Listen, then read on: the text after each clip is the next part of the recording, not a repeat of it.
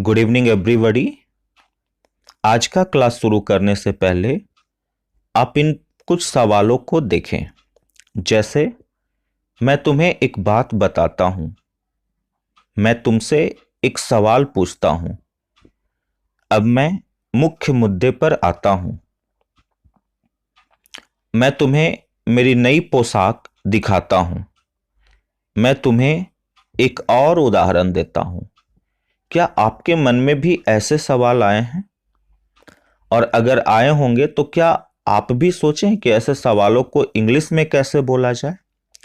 तो चलिए, आज का हमारा यही टॉपिक है और आज इसी प्रॉब्लम को अपने क्लास में सॉर्ट आउट करेंगे।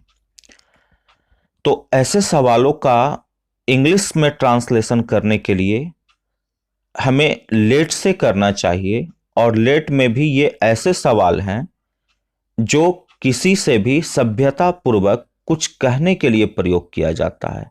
जितने भी 5-6 सवाल मैं स्टार्टिंग में आपसे पूछा या मेरा थंबनेल देख करके जो आप आए हैं, ऐसे सारे सवाल किसी से कुछ सभ्यता पूर्वक कहने के लिए, पूछने के लिए प्रयोग किया जाता है।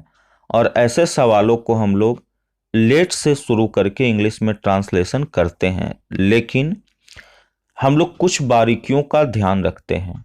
उन कुछ बारीकियों का ध्यान रखने के लिए हमें इस स्ट्रक्चर को देखना चाहिए।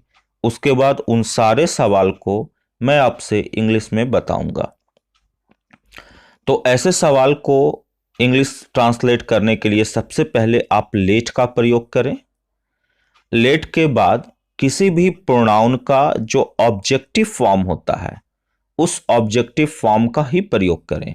जैसे आई का ऑब्जेक्टिव फॉर्म मी होता है, यू का यू ही रहता है, ही का हिम होता है, बी का अस होता है, सी का हर होता है।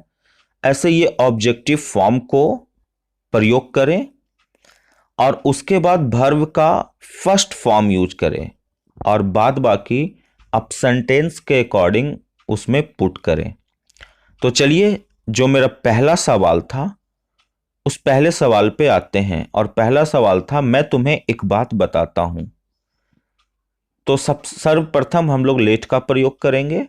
तो लेट मी, चूंकि मैं है और उसका ऑब्जेक्टिव फॉर्म यूज करना है, तो let me tell you one thing. Let me tell you one thing. First जो 3 वर्ड्स मैंने यूज किए हैं उसका काफी बारीकी से आपको ध्यान रखना है। सेंटेंस की शुरुआत लेट से करेंगे, उसके बाद ऑब्जेक्टिव फॉर्म देंगे और उसके बाद सब्जेक्ट वर्ब का फर्स्ट फॉर्म देंगे। जैसे मैंने टेल का यूज किया है। Let me tell you one thing. मैं तुमसे एक सवाल पूछता हूं। Let me ask you one question. अब मैं मुख्य मुद्दे पर आता हूं। Let me come to the main point now. मैं तुम्हें मेरी नई पोशाक दिखाता हूं। Let me show you my new dress. मैं तुम्हें एक और उदाहरण देता हूं। Let me give you one more example. तो इस तरीका से बड़ा ही आसानी से आप ऐसे सवाल को लेट का प्रयोग करके जब भी आपको किसी से पॉजिटिव मैनर में सभ्यता पूर्वक कुछ कहना हो तो आप उनसे कह सकते हैं, पूछ सकते हैं। एक और है, बच्चे कई बार पूछते हैं कि लेट मी नो का अर्थ क्या होता है। तो मेरे बच्चे, लेट मी नो का अर्थ होता है मुझे बताना या मुझे बताओ। जैसे let me know if there is any change, कुछ परिवर्तन हो तो मुझे बताना। Let me know how that happened, वह कैसे घटित हुआ, मुझे बताओ।